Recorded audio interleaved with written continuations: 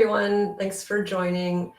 It's really exciting to see where you all are tuning in from. I'm seeing San Diego, New Jersey, Omaha, Austin, Colorado, Texas,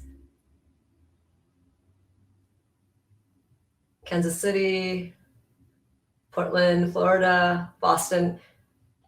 I really feel like we're in one room together.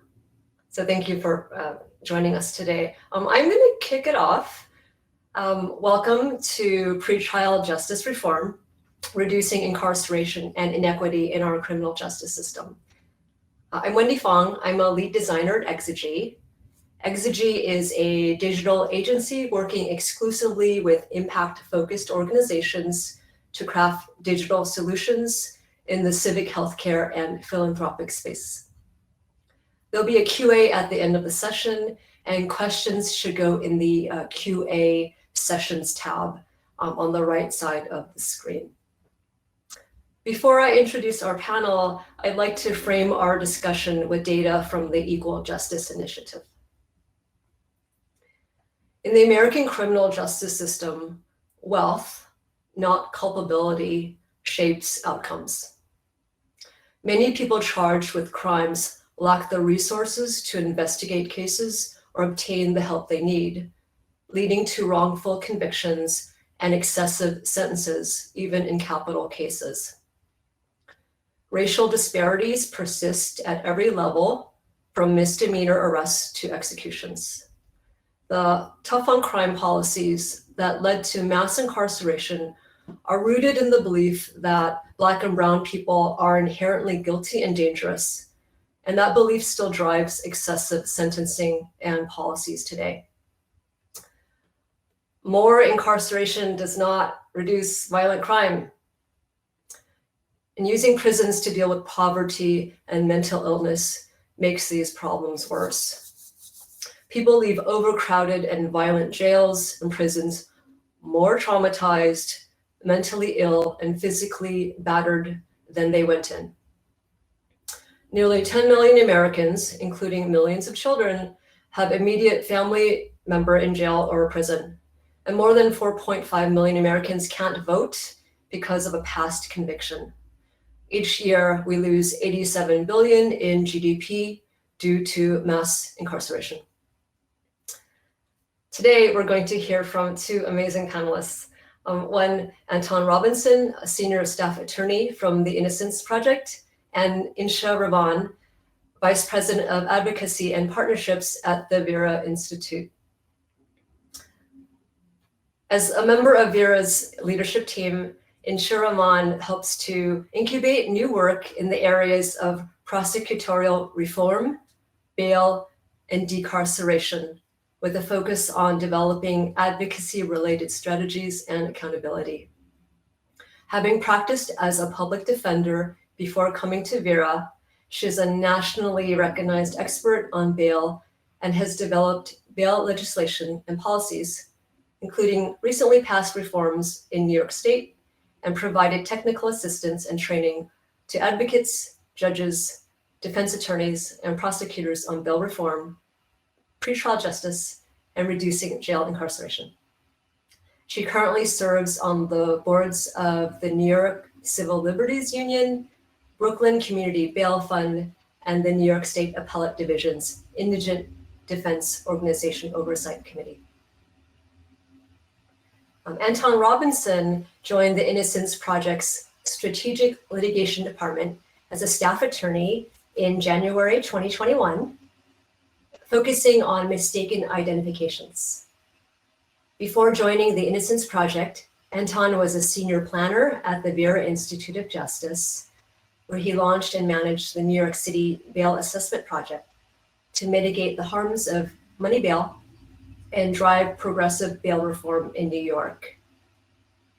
Before his work at the Vera Institute, Anton worked as an assistant public defender at the New York County Defender Services, representing persons facing criminal charges in Manhattan criminal and Supreme Courts. He joined a working group of senior staff attorneys in the office that lobbied the state legislature for criminal justice reform. Anton also served as an assistant public defender in the 9th Judicial Circuit Court in Orlando, Florida, near the beginning of his legal career. He's an adjunct law professor and presently teaches a virtual seminar at Vermont Law School on restorative justice and ending racial disparities in the criminal legal justice system. Do we have him on yet, Insha? It does seem okay. Let's. I think we do, but we can get started, and I'm sure he will join us when he can. All right. So Insha, oh, there he is. Hi, Anton. Hi, everybody. I just read your bio, so perfect timing. Thank you. All right. Well, my first question, Anton, is like, how did we get here? Can you shed light on the historic context of the criminal justice system? Sure. And I don't know if we have enough time to really go there, but we definitely think it is important framing. So thank you for asking that. So, when we think about the history of the criminal legal system, we have to think about it in conjunction with where we were as a country and how this country sort of formed. And I think that's how you get sort of competing views, both about how our country formed and about how the criminal legal system formed and what its goals were. But I think it's really, really important as we think about where we are today to think about where we were around the Reconstruction era, right? So the period in American history around 1865 to 1877, right? So following the War, we know that slavery, as we knew it at least prior to that time, was abolished. And so many enslaved people were essentially told, at least, that they had civil rights, and certainly their rights did increase compared to servitude. But they did not receive a lot of support, right? And we had the 13th, the 14th, and 15th Amendments, collectively known as the Civil War Amendments. And so the 13th Amendment banned slavery. The 14th, well, I should say, there's a caveat. The 13th Amendment banned slavery and all involuntary servitude, except in the case of punishment for a crime, right? So you can see that sort of coming back to us at some point. The 14th Amendment defined a citizen as any person born and naturalized in the United States. And so that was to include Black people. And then the 15th Amendment prohibited governments from denying citizens, the right to vote based on their race, their color, and past servitude.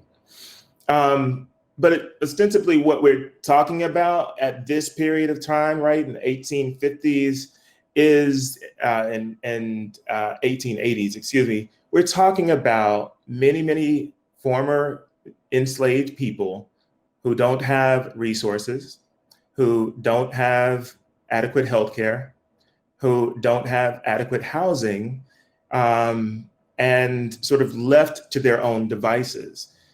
On top of that, we saw, particularly in the South, a lot of laws come about. So they were called Black codes, sometimes called pig laws, convict leasing schemes, chain gangs. They were all tools that were used to limit the political, the economic, and social agency among the newly freed people. And so I use that bit of framing just to say sort of where we are, right? And it shows very clearly that one upshot of the response to Black claims on equality was that virtually overnight, prisons across the South transformed from being all white to virtually all Black. So the example I like to use is Alabama. In 1850, it was about 1% Black, but 5 years later, it was 75%.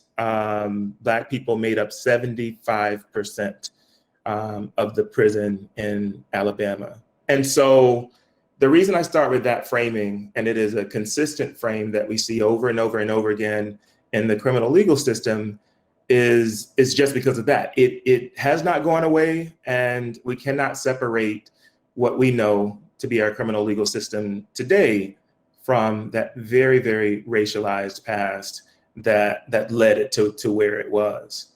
I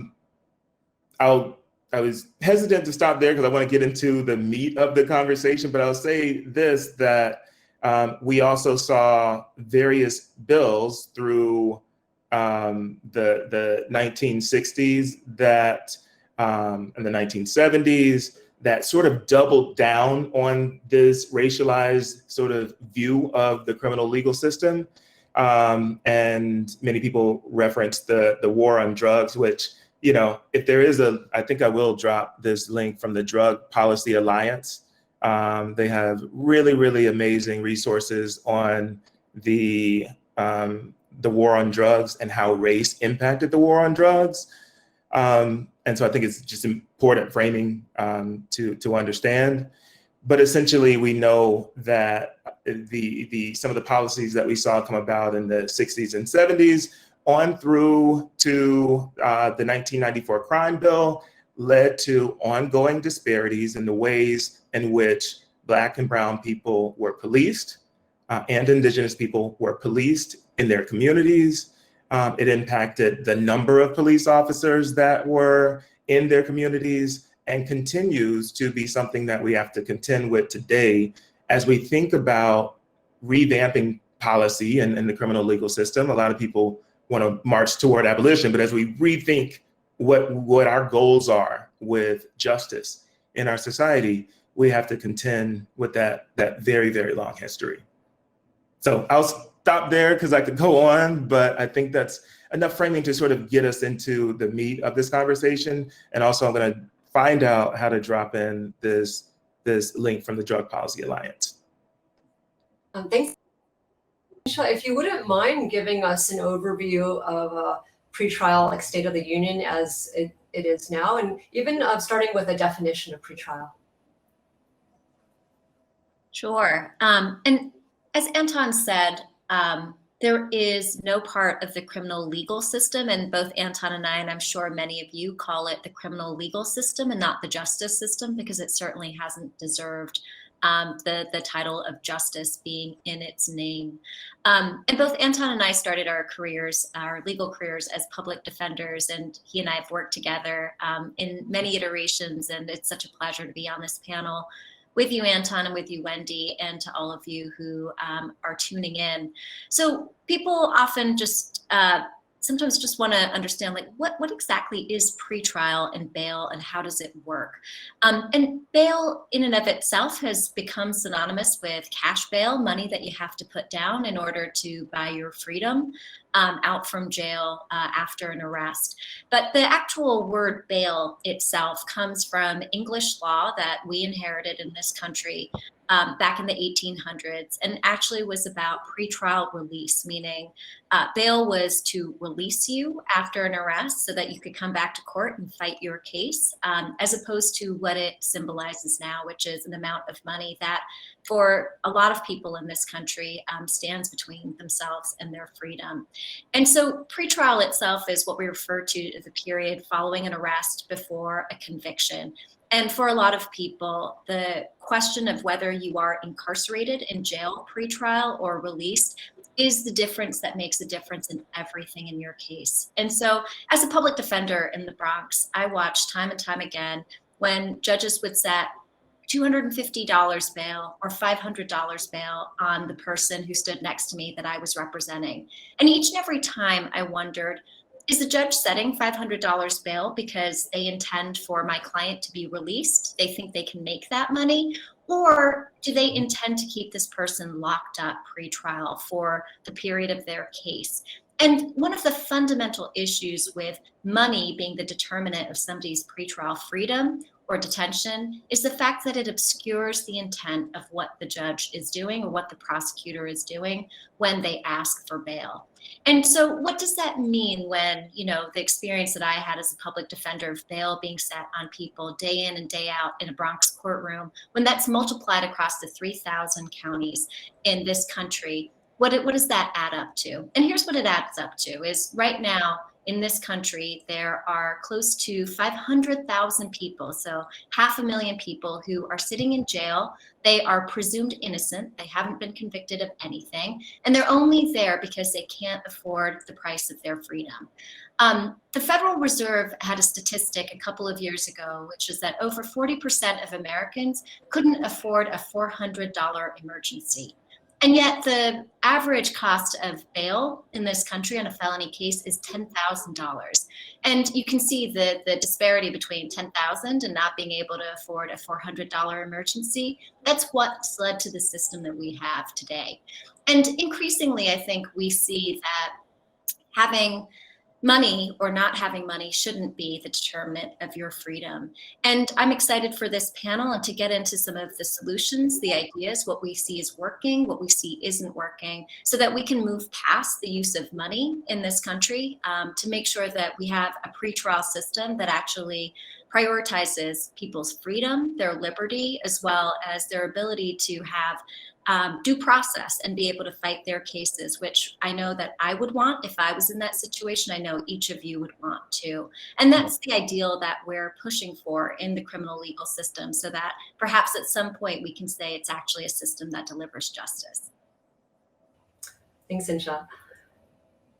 As technology continues to reshape every sector of society, what are some pretrial tools supporting equity, and what are some tools that might be making things worse?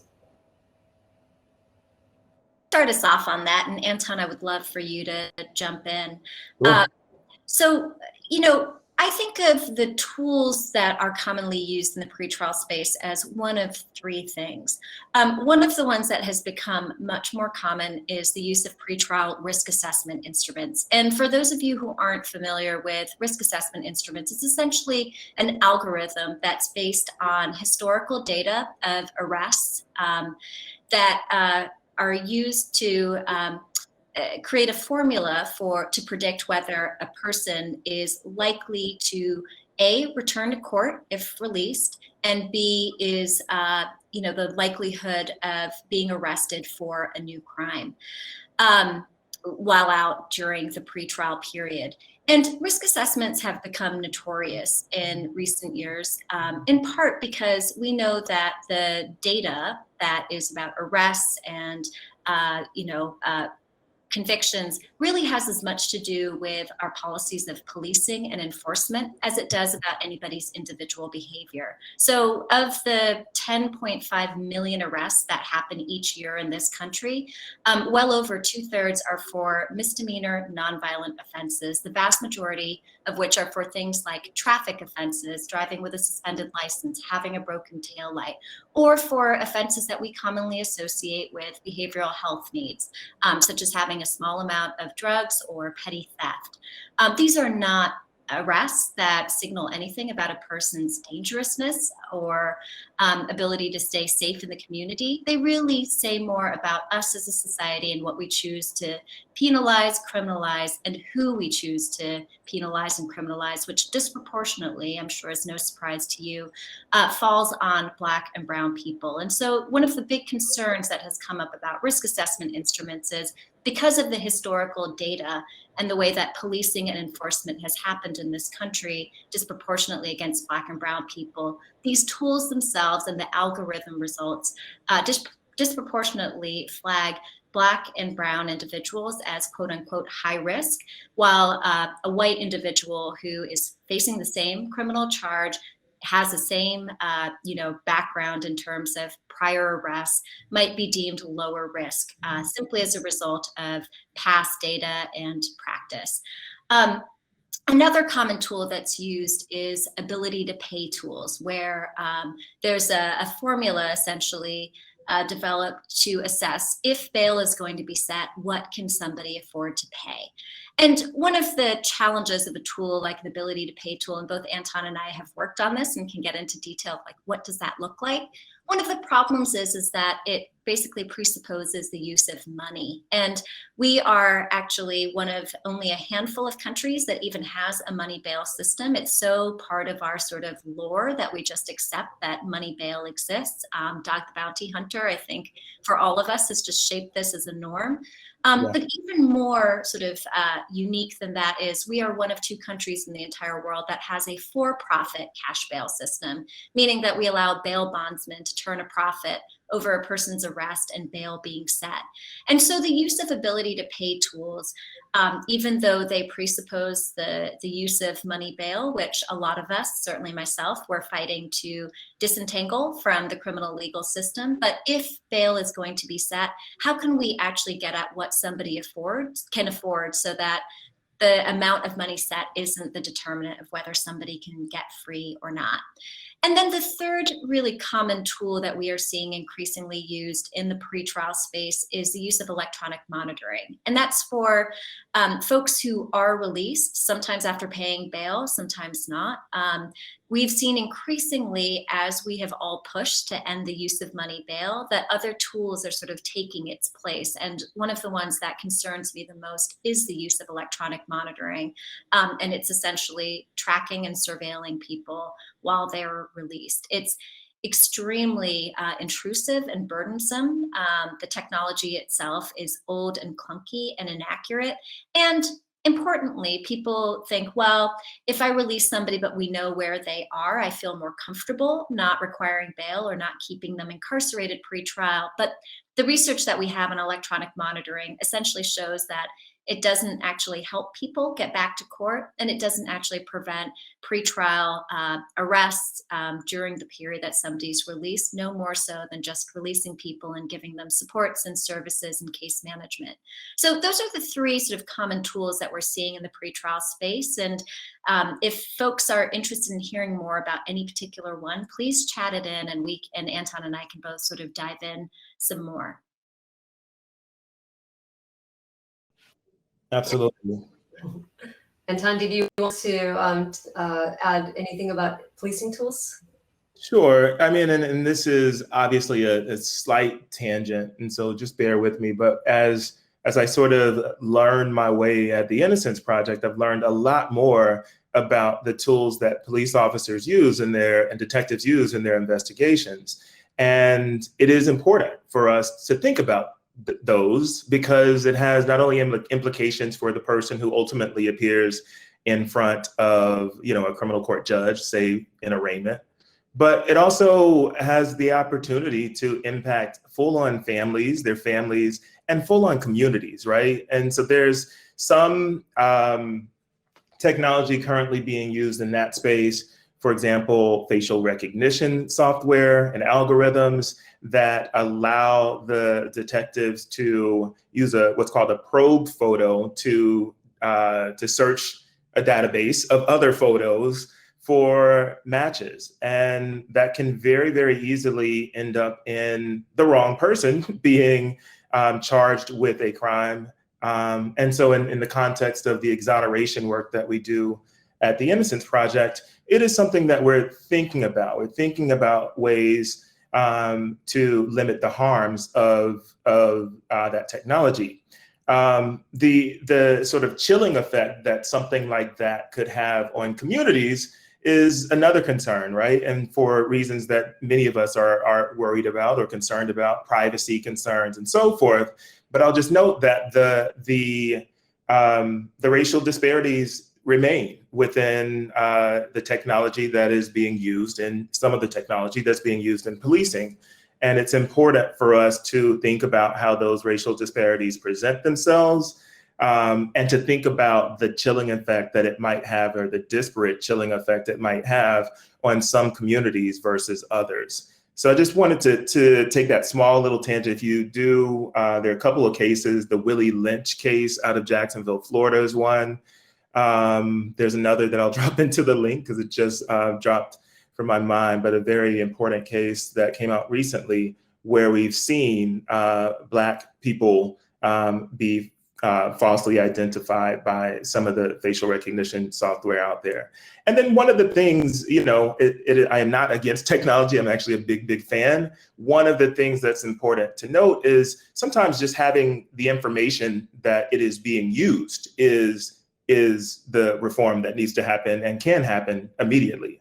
It will give defense attorneys an opportunity to learn more about it and how it might have been used in a specific case. And then on the broader sort of systemic level, it'll allow us an opportunity to study the impact and the ways in which these technologies are being used in some communities versus others.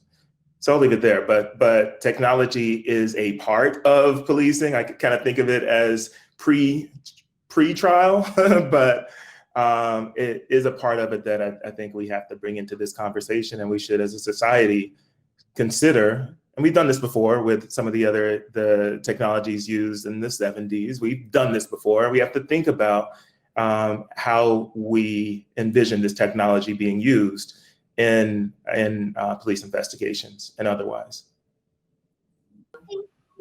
I was wondering if I could jump in and respond to something really quickly.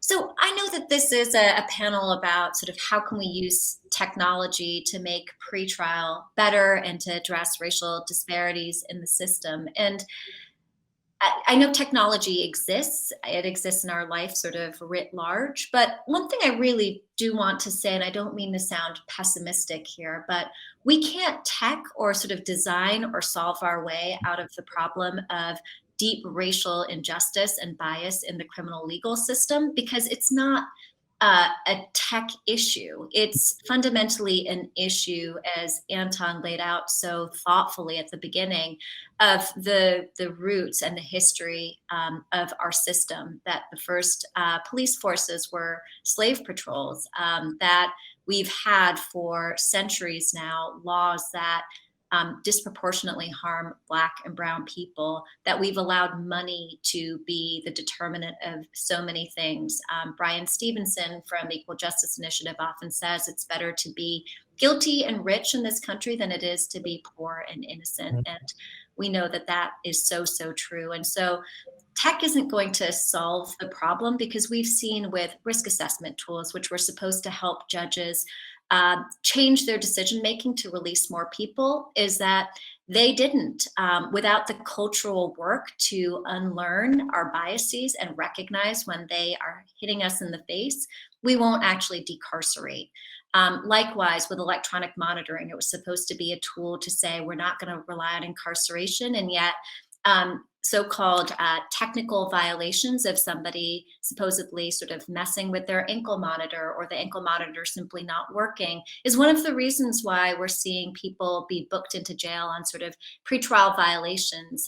Even though they're showing up to court, they don't have any new arrests. So my concern really is that we can't tech or solve our way out of this without getting at the fundamental issue, which is we have deeply sort of taken in bias, and we see it in literally, as Anton said, from how we police, how we arrest, how we decide on pretrial who remains free and who is left in jail, to conviction on out. So I just want to make sure that that's part of this conversation, and I'm excited to talk about strategies, but we have to grapple with the reality of how entrenched and hard this problem is. Calling that out. I wouldn't even say it's an elephant in the room. It's something that we all acknowledge. And yes, technology is not the solution. But what about policy? So let's jump over to policy. What are some policy changes on your radar that are pushing the boundaries of equity? It is not early in the use of facial recognition technology. The NYPD, and this is sort of anecdotally, obviously different agencies, policing agencies do different things, but the NYPD has been using facial recognition software since 2011, right? So like a decade of using facial recognition software. And I can tell you, as a practicing defense attorney for about 4 years in Manhattan, I wasn't always aware of it, right? I didn't always know that it was involved in my cases, or if it was or was not. And that is still going on today. And so you see a lot of, so out of Virginia, there was actually a recent recent bill that is waiting to be passed, but really getting a lot of good press that, essentially banning the use of facial recognition by detectives. And it received bipartisan support. And, there were vast concerns, racial disparities, and in its application was one of the big concerns there. So it's this idea that I'm big on policy reforms that say, like, hey, let's just not do it. But again, with reference to technology, I do wonder where we're going. We know that technology continues to improve and so forth. But at the very least, there should be fetters on how it can be used. There should be policies that indicate, what to do if it is applied in an inappropriate way. There should be some policies that allow us to really study, that force us to study the impact of it and to look to see if there's a disparate impact on certain communities. Absolutely, we have to have something in place. And like I said, I'm just also a big fan of policies that say, hey, tell the defense attorneys that it is in fact being used. Tell the person being charged that this was an issue in their case, and then allow us to do the proper investigations and engage with the appropriate experts, many of you in this room probably, to really understand how it impacts our case. So I'm big on policies that just say, hey, like, don't do this in secret anymore. And if you do this in secret and it produces these negative results, then this is what could potentially happen to you as an agency and potentially happen to the prosecution of that case. I'm big on transparency over here. I co-sign everything about transparency, and where I think we should be pushing hard on technology and the criminal legal space, especially the pretrial space, is data and transparency. We have for too long had to rely on government agencies, departments of corrections, sheriff's offices, and others to provide us with data to have a sense of just how egregious and bad the problem is of racial disparities over incarceration. And what I think one of the most powerful advances in technology has been in the past 5 years is the ability to scrape data and to make it readily available to all people, and to not have to rely on the goodwill of government actors who know that with transparency comes greater scrutiny and accountability, which they should welcome. But we know that that's, again, the cultural piece of we're not going to tech our way out of this. And so, for this audience, there have been so many great developments in terms of folks who are making this data transparent and visible. NYU has a public safety project that is scraping a lot of data across the country on jails. We at Vera have done a lot of scraping and collecting data and making it accessible as well. And so that to me feels like the biggest opportunity and the most sort of important opportunity for where tech can help us.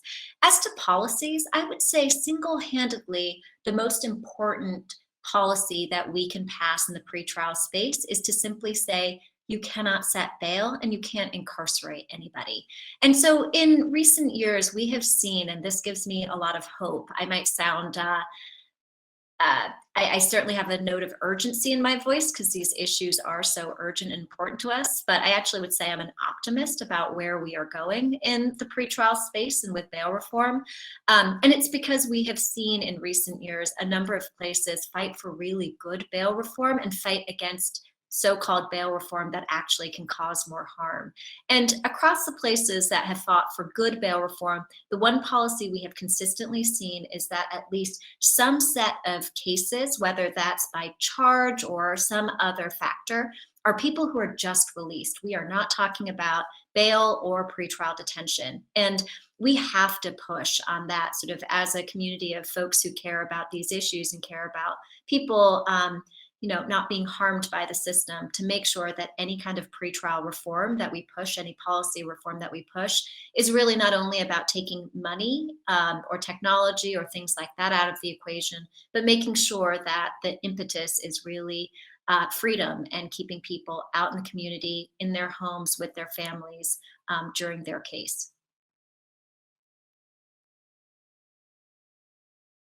Agree more with Insha. One thing Insha, that I want to just toss your way to get a sense. Obviously, in this past year, we've seen a lot of the courts go to an online system, and what that means is you have a lot of these hearings that we would have appeared in, and of course, our former clients would have appeared in person.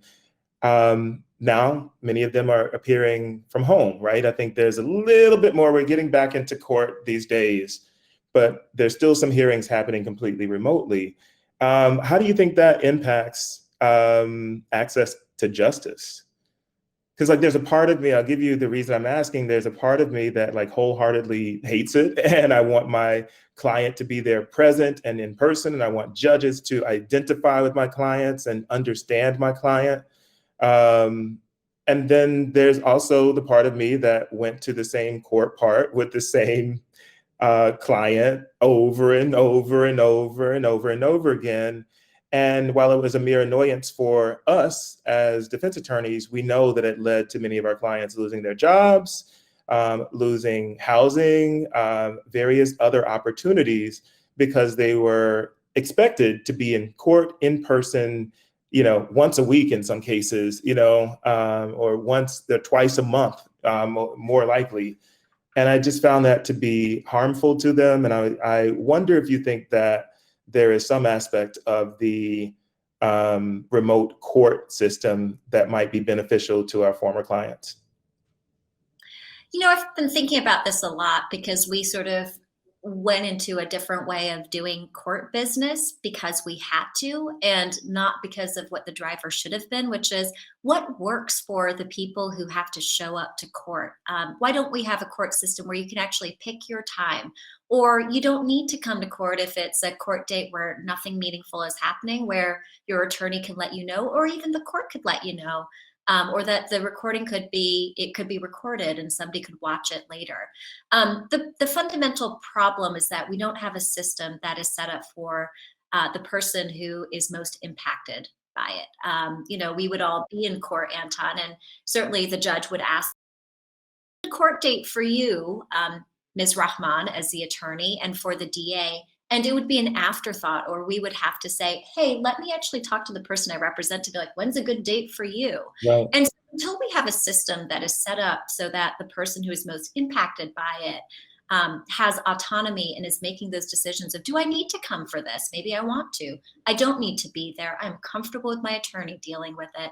That's, I think, the lesson that I hope we take from this pandemic and how it's changed the courts as we know it. And that's where I hope we all collectively push to make it, to the extent that anybody is choosing to be in the system, which they're not, that we actually make the experience of it one that has more autonomy and dignity than what we've seen. Absolutely. Yeah. Now, you both touched a little bit on this before, but I'm curious, even in places where there is success in decarceration, such as New Jersey, there's still racial disparities. So what can we do about that? I can start us off by just naming sort of what's happened in New Jersey. So New Jersey was the first state to do bail reform back in 2014, and the new law went into effect in 2017. So we now have about 4 years worth of experience to say, how are we doing? And in some ways, New Jersey's model of bail reform has been a remarkable success. And in other ways, it really points out to us how we need to continue to be careful and vigilant about the reforms that we make and to make sure that we do them right. So New Jersey basically passed a bail reform measure that took away the use of money bail. It's still there in the law, but gets used very infrequently.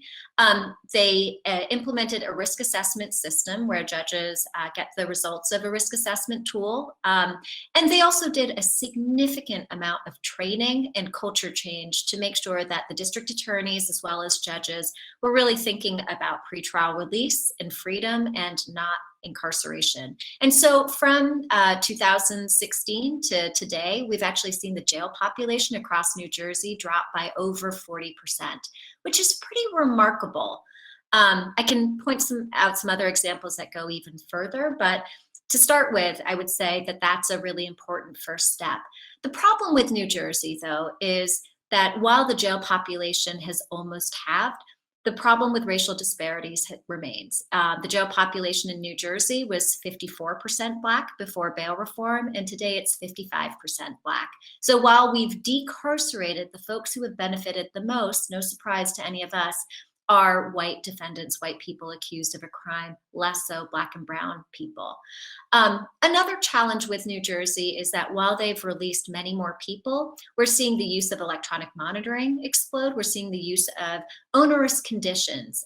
Somebody in the chat mentioned Meek Mill's situation of, how it's not even a new arrest, but just not meeting, your pretrial officer or not complying with certain really hard conditions is what gets you back in jail, as opposed to any sort of behavior that is violating the law. So those are, I would say, both the opportunities and the hope and the optimism that we see from New Jersey, and the challenges and the work that we still have to do to make sure that we are passing bail reform that puts racial justice first, as well as decarceration. Absolutely.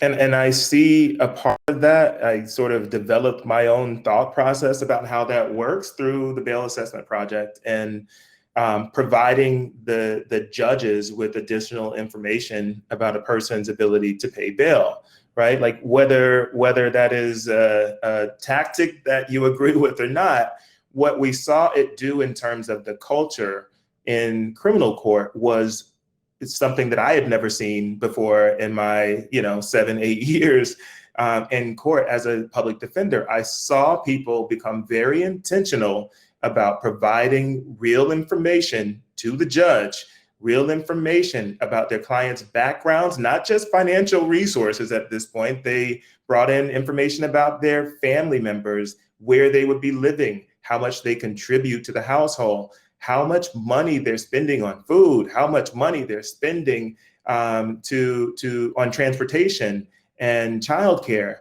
And it just made me want to, I think, put that concept like on steroids. Like it is, the more information, and this also comes from just speaking with judges, the more information that judges have about a person's circumstances, and I'm using that term broadly, but financial circumstances and otherwise, the judge is more inclined to take them into consideration when it comes to issues like bail, when it comes to issues like pressing prosecutors on offers to resolve a case, non-criminal offers in many instances, when it comes to the next court date that we should set a case, right? And so there's a there, and I'm not sure I'm articulating it completely well, but there's something just about making sure that we are always mindful about how little information judges tend to have about cases and how they make decisions based upon that little information, unless we are forceful about providing that information. And so there are opportunities in the tech space to figure out how to get more of that information and to provide it to the people who need it.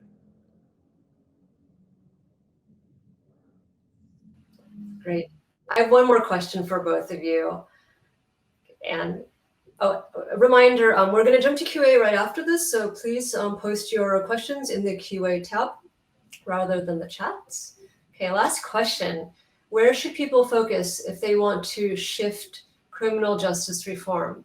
What's one tangible act, and what's one revolutionary act?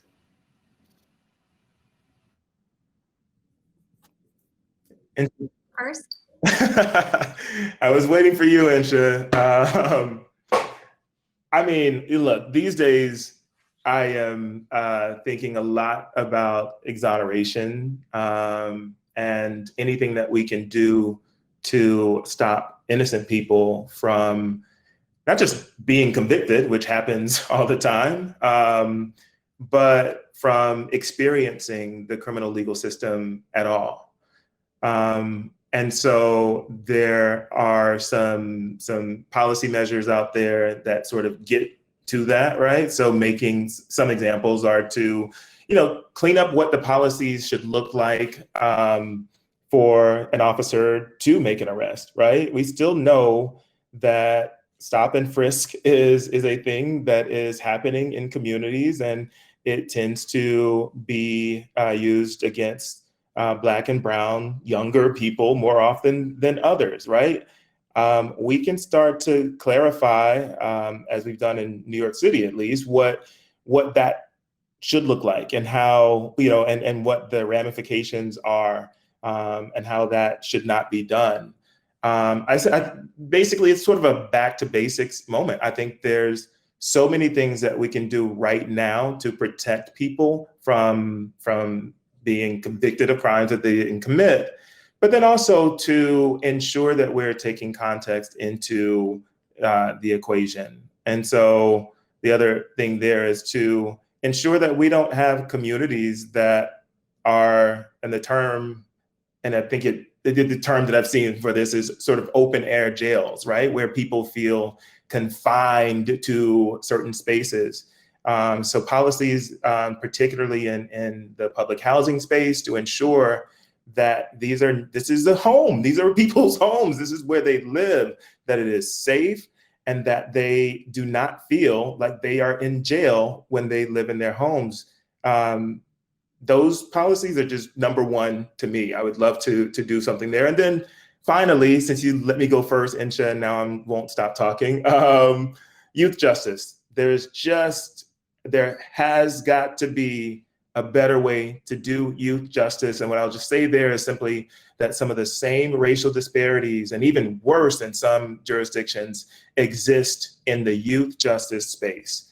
And that is heartbreaking to read the data on that. And we have got to get that together, because, young people, there are laws that essentially say we should treat young people like young people. We should acknowledge that when we were 14 and 15 years old, we actually did not, our brain is continuing to develop, and we have not developed the ability to pump our brakes at that point. So I'll stop there, but youth justice is a biggie for me, and that I couldn't leave out. Insha. Thanks, Anton. I agree with all of that. So I will make this question sort of personal of what you can do. I would say the one immediate act is to literally get involved and get proximate. Somebody mentioned in the chat sort of seeing how bail funds really transformed how we engage and understand the criminal legal system last summer, given the protests and people being arrested, and literally $90 million went to bail funds across the country. I'm on the board of one of the biggest, and I would say that's incredible, and it's not nearly enough. And so you can become a court watcher. Literally, courts are open spaces. And right now, even though many courts are still virtual, you can literally get a link and watch.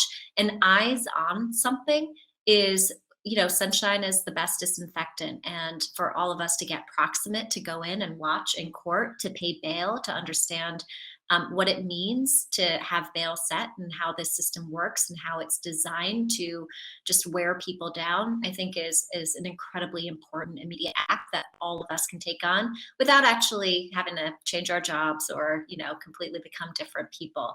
I would say the revolutionary act is one of budgets and getting involved in budget justice. Because somebody mentioned again in the chat, it's budget season, and the way that the criminal legal system works, that we pump $215 billion with a B dollars each year into policing, and another $80 billion again with a B into jails and prisons, and there's much more money than that that goes into the system overall. You can literally be part of, city council or county legislature hearings and demand that your budget is spent to make sure that there is more affordable housing, that instead of sending people to jail, that your city or county invests in pretrial services and alternatives to incarceration. And that's radical, because once we start to take out the sort of the money that keeps this system going as is and keeps the status quo going on, that's when we'll actually start to see the kind of radical transformative change we need. And I saw somebody ask sort of, how do you become a court watcher? I'll drop a link to the Community Resource Exchange, who oversee a bunch of court watch programs across the country. And I'll also drop a link to my email address. Folks can definitely reach out if they want to follow up about specific sort of ideas or things I've named or Anton has either.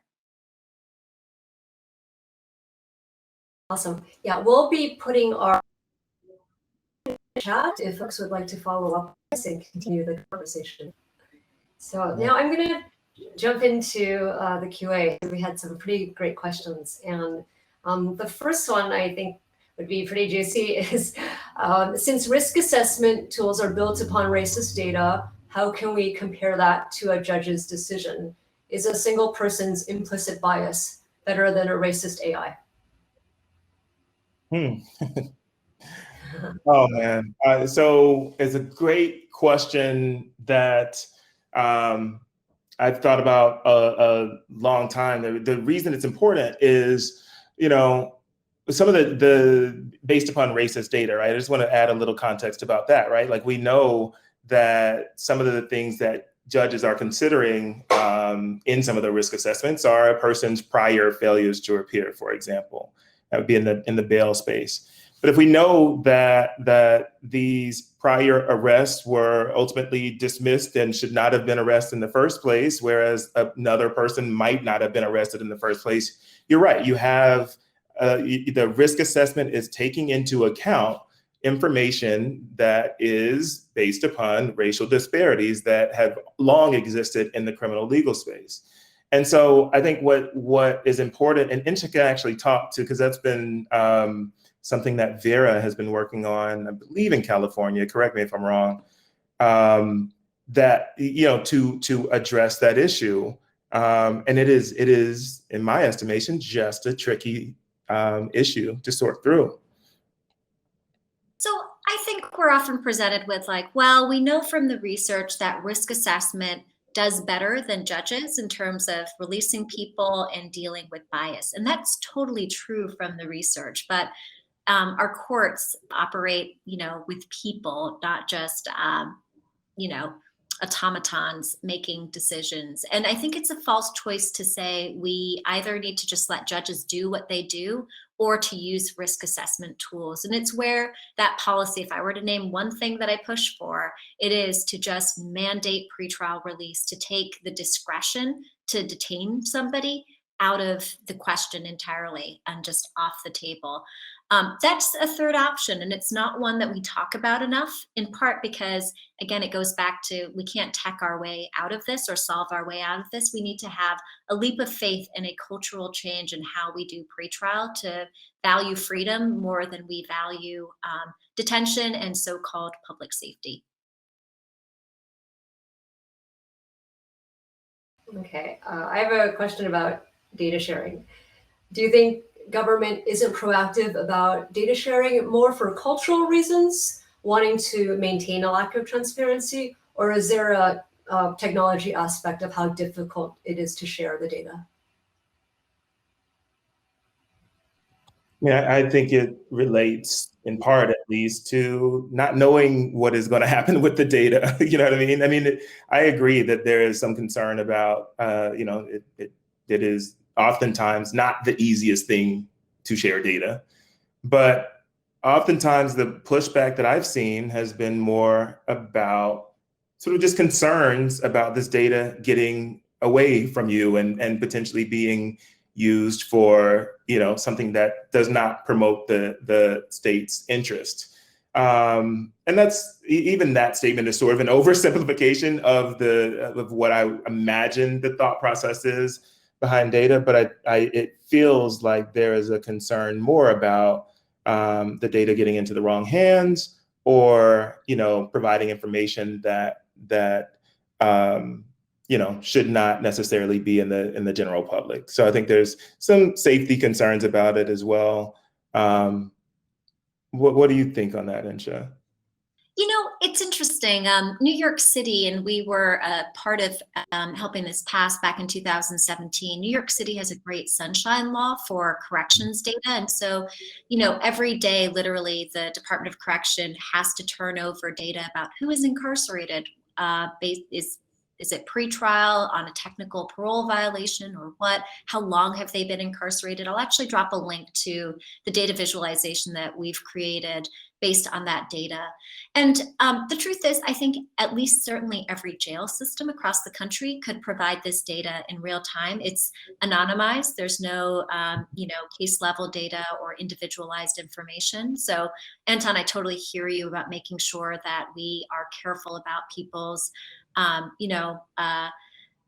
privacy and not causing more harm inadvertently. But there are ways to do this. And I think especially with jail systems, where most jails use the same set of, case management systems, that we could easily mandate for that data to be collected and released. It's a little bit harder with police departments and with courts, but I do think one of the big investments we could make is the infrastructure to make sure that data is collected consistently and that it's also released consistently. So again, a sort of action item here is either a state level or local level data transparency law that would require local criminal justice actors. And I would say prosecutors, push hard on prosecutors, because they are such a black box and they hold so much power, especially pretrial, but across, throughout the system. Those are ways in which we can make data more readily available, but we haven't really pushed before. And I think we're finally in a moment where we're demanding that kind of transparency from our government institutions. Question. UpTrust helps people to more consistently attend their trials and avoid technical violations. But is that ultimately beside the point, because bail is still used and useful? Is it useful in the interim, and what would be helpful now? So I'm really familiar with UpTrust work, and I think they do incredible stuff. And so UpTrust is a company that basically has like a tech-based pretrial support network where somebody can download the app on their phone and literally reach out to their public defender or communicate with the courts. And it's much more personalized and interactive than how we've seen pretrial sort of court notification systems traditionally work. You don't need to have money be part of that. We can just release people and use supportive sort of wraparound services. And I think an important sort of asterisk here is that they are voluntary for people. Some people don't need anything. They just need to be reminded of their next court date, and they will be there and they will be just fine. Others do need more. They might need help getting their benefits turned on. They might need help with housing or substance use treatment or any number of other things. But that engagement should be driven by the person who is most impacted, not by what we think they need. And I actually think UpTrust is a great example of a model that is really based on that ethos. More. I could not agree more. Looks like we're at time. Thank you everyone for joining us today. Really great discussion. You can see in our chat our contact information. So if you'd like to continue this very important work, please contact us. And thank you so much, Insha and Anton.